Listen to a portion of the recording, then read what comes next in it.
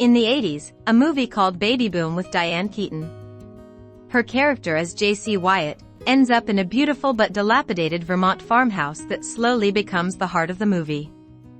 That house is iconic. It captures the fantasy of leaving the rat race for something simpler, warmer, and more meaningful. The farmhouse kitchen with baby blue cabinetry, plaid cafe curtains, and a fireplace on a brick and stone wall is endlessly inviting. Throughout the house, patterned wallpaper and furniture add character. Central to the film's turning point, as JC begins making gourmet baby food here.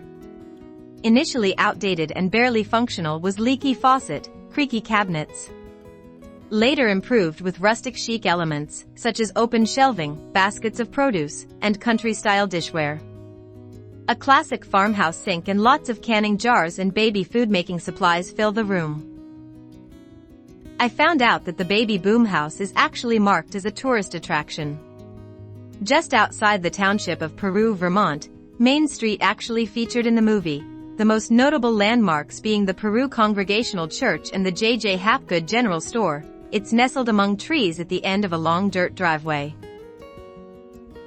Purchasing the house without first having seen it in person or having it inspected, she finds it is riddled with problems: failing plumbing and heating, lack of water, bad roof.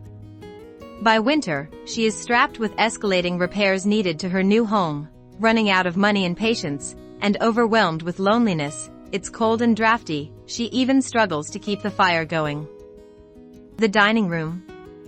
Traditional with a large wooden table, often cluttered as JC works from home. Decorated with vintage items and practical furnishings. This room reflects her multitasking life. Eating, working, and parenting all happen here.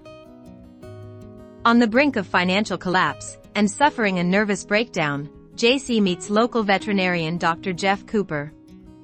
At first annoyed by him, she is opposed to Jeff's overtures and is focused now on returning to New York as fast as possible. Finding a buyer for the house proves almost impossible. JC turns on the water and nothing comes out of the faucet. She calls the plumber. The plumber explains that no, she'll have to tap into the county water line, which is several miles down the road, and that's going to be kind of expensive. JC has a hilarious meltdown, and you can't blame her. The house has had one problem after another. The bathroom. Small, utilitarian, and dated. Classic 1920s clawfoot tub and simple fixtures. Played for laughs early in the film, with poor water pressure, plumbing issues, and no flushing the toilet. She sees an opportunity to sell gourmet baby food applesauce she had concocted for Elizabeth from fresh ingredients. After a rough start, it grows into a full-fledged business called Country Baby. As her business expands and orders start pouring in from all over the country, JC and Jeff strike up a romance. Later, Fritz contacts JC with an offer from the food chain to acquire Country Baby, and she returns to her former firm to meet with Larrabee and her former colleagues. They lay out the multi-million-dollar deal to buy her company and distribute its products nationwide, and offering her a lucrative salary with a Manhattan apartment and other benefits. J.C. Wyatt's bedroom in Baby Boom is a standout example of cozy, understated country elegance, reflecting her transformation from a high-powered New York executive to a more grounded, rural lifestyle. Soft neutrals like light gray for the walls, plaid blues in bedding and curtains, patchwork quilts, floral coverlet, decorative pillows and old-fashioned prints. Weathered wood nightstands and dressers, the overall tone is calming, with an aged, time-worn charm.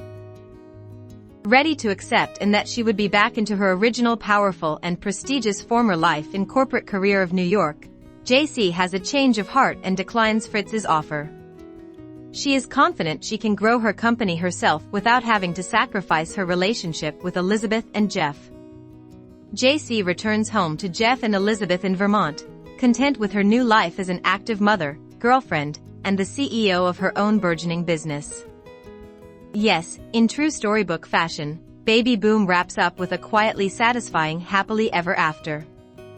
After all the chaos, from unexpected motherhood to rural plumbing disasters, J.C. Wyatt reinvents her life on her own terms. She turns a crumbling Vermont farmhouse into a thriving home and transforms a baby food side hustle into a national brand. In the end, she rejects the soulless corporate world and chooses authenticity, love, and balance. I hope you enjoy this representation of the movie Baby Boom, a heartfelt tribute to its warmth, charm, and timeless message about finding balance, purpose, and home.